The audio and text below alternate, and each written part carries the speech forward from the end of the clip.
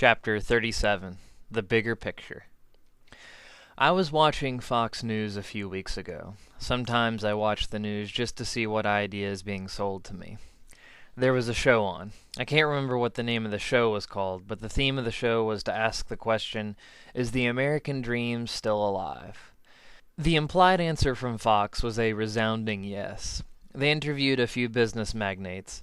They were asked what they did to become successful. I saw an interview of Steve Wynn. Wynn owns a lot of property in Las Vegas. He was talking about what he did to build his mini empire. He was praised by the audience. There was no doubt about it. Wynn had put in a tremendous amount of effort over many years to accomplish what he did. But think about what Wynn has provided for us. Wynn said it himself. It's all about the atmosphere. He's selling a lifestyle. It's a fantasy world where you get to be in a different class of society for a few days. People like living in that world. It feels good. There is a demand to feel like a different class of society, and Wynn helped to fill the vacuum of supply. The audience and host praised Wynn for what he had done. Think of a tobacco company. They sell a product that we all know is hazardous, but clearly there is a demand for their product. Why? Because in one way or another, customers are dependent on their product. The product does not empower them in any way. My mother started smoking when she was a teenager just to fit in. She had needs for respect that she outsourced to other people. It took her 30 years to quit smoking, even though she wanted to stop long before that. You may have already heard how Coca-Cola started. They literally put cocaine in their drink. Today, we just have the sugar. Once again, we know it's hazardous to us, but Coca-Cola will be in business for many years to come. People are dependent on it. Even their commercials showcase the beverage as being the highlight of a party that brings you closer to friends, family, and a sense of belonging. They've got you right where they want you. As long as people are dependent on their product, they are here to stay. Compare these companies to a firm like Google. I love Google. I'm in love with Google. It's pretty serious, actually. I did virtually all of my research for this book with Google's search engine. They empowered me. They connected me to information. They didn't leverage a need that I had to squeeze money out of me. They made me more than I was so I might be able to add value.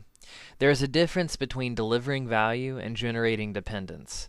Our culture cannot tell the difference. We celebrate both equally. Despite this, I believe it is the perfect right of the salesman to sell you their dependence. I can't do anything to stop it, and I have no interest in changing the salesman's mind. Know this, you will be sold a lie, but the real moral essence of the situation comes down to whether or not you bought that lie. Before the 1930s, engagement rings didn't exist. De Beers launched a marketing campaign in 1938 that told men that the only way to express their love was to buy a diamond ring for their soon-to-be wife. It worked. Over the years, men were shamed for not spending 2 months of their pay for a diamond. America bought the lie. Our dependence on love from others was being leveraged by someone who knew us better than we knew ourselves. De Beers simply funneled the energy from that dependence into their accounts receivable. Buying a diamond ring to express your love for someone is completely irrational. You're giving them compressed carbon atoms attached to a metallic ring. Why a diamond ring? Why not give them a rock with their initials engraved on it? Still, we all end up buying diamond rings.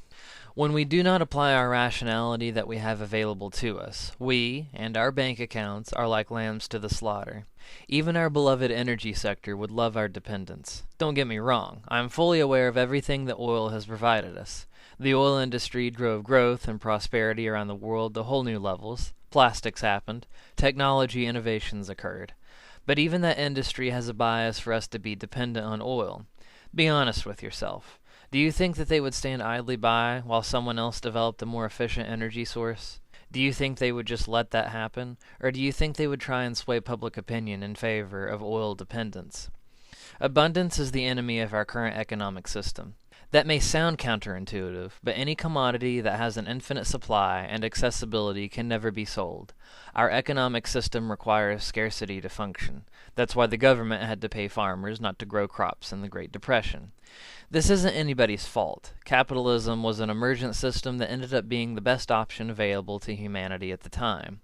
If you were a corn farmer and you needed a cow, you could trade your corn for a cow, given that the cow owner had a demand for corn. It just makes sense. No one had to force anyone into that transaction. With centralized management systems, it's almost impossible to take into consideration the values of supply and demand in a given market.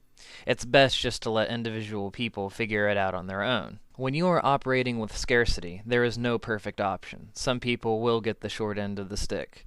One key distinguishing factor that sets apart capitalism from other economic systems is its degree of freedom.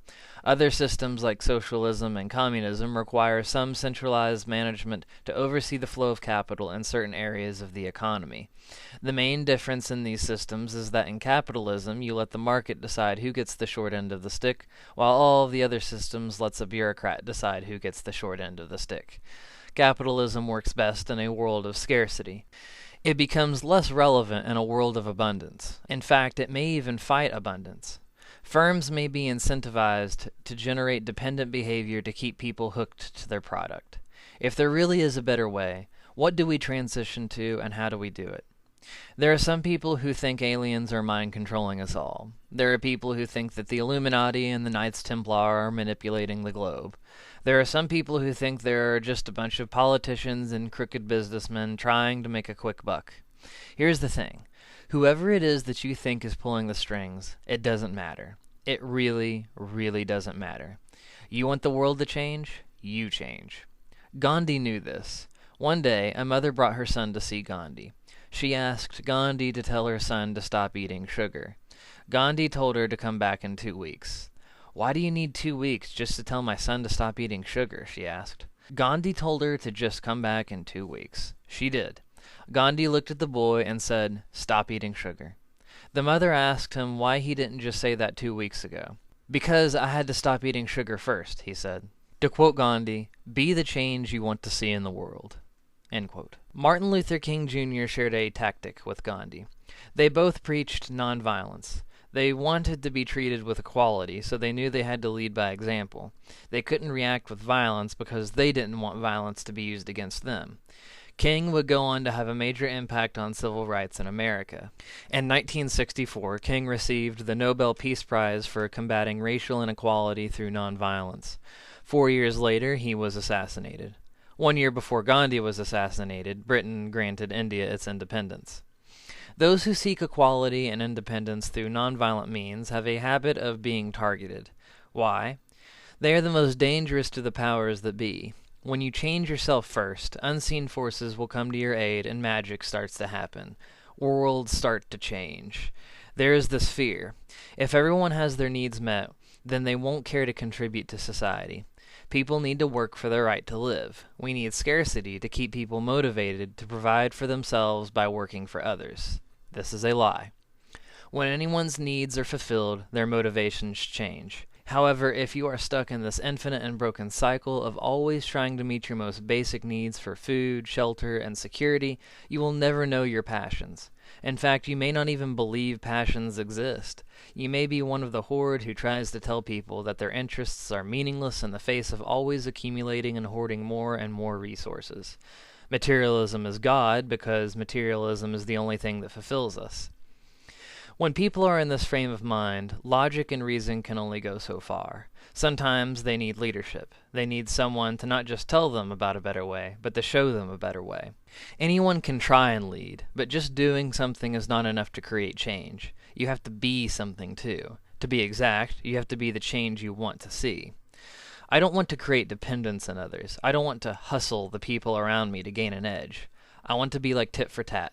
I want equality. I want independence. I want freedom. We are all going to be just fine. We just don't see that yet. We're scared, but we made it. We have enough knowledge to access the inherent abundance of the universe. Believe me, this is new. This was not an option for our ancestors who toiled in the fields. This has been a slow, gradual process built upon the shoulders of giants. All that is left is to connect the dots. It's like two neurons who are struggling to meet. The distance is just too far for the electricity to make the jump. The thought hasn't occurred yet. The consciousness isn't present yet. There is a saying in our culture, be somebody. Don't just be somebody, be you. We know better now. Remember your sense of wonder? It's telling you to figure out who and what you really are. It's the only thing that is going to cause a change in the world's consciousness.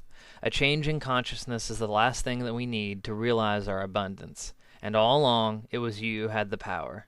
It was always you.